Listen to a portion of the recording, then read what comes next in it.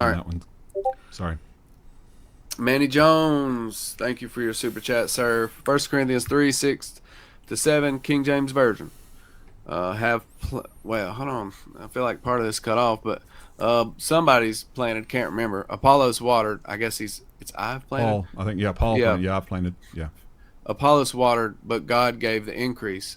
So then neither is he that planteth anything, neither is he that watereth, but God that giveth the increase. And I think, just to jump down, I'm going to jump down to his question because it's a follow up. Who determines if the gospel is effectually believed according to 1 Corinthians 7 to 8? Now, watch. Brother Manny asked the perfect question that's going to just look at the anguish on the man's face. So the answer to Brother Manny's question is God. It's a very simple answer. The text says God. God, it doesn't say giveth. In Greek, it actually says God increased it. Like from the past, continually increased it. I'll show you that in a second. But watch, the flowers, the unregenerate can't just say God. He's saying, who is it that gives the increase? God. It's a simple answer. In this passage. Look at the confoundment. Now he's going to go to his usual tactic and talk a bunch of mess and not answer the question. Watch. Okay. Well, I mean, I think that Paul is addressing those who are trying to say, I'm of Paul, I'm of Apollos. So he's addressing divisions within the church. And he's saying it doesn't matter which one of us preach the truth to you. Yeah. What matters is that God is the one who carries us. God is the that doesn't say carry. one who continues to help us to endure. Help us to endure.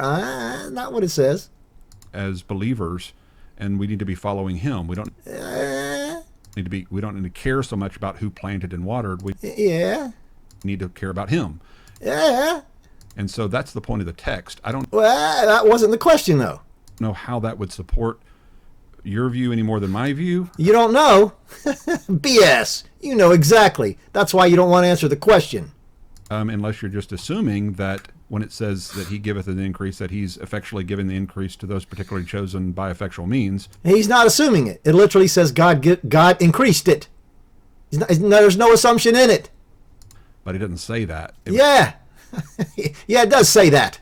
Would have to say that in order to support uniquely Calvinistic reading of it.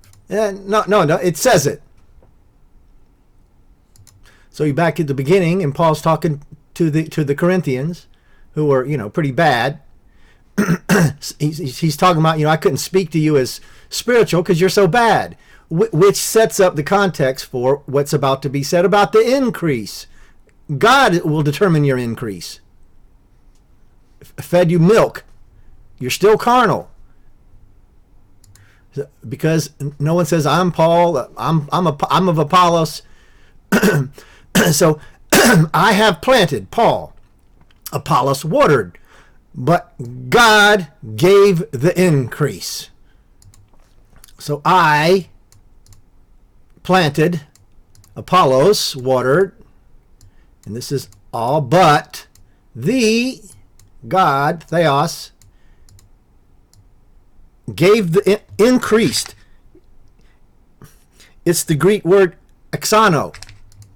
It's a form of the Greek word wax. Like in the end times, apostasy will wax worse.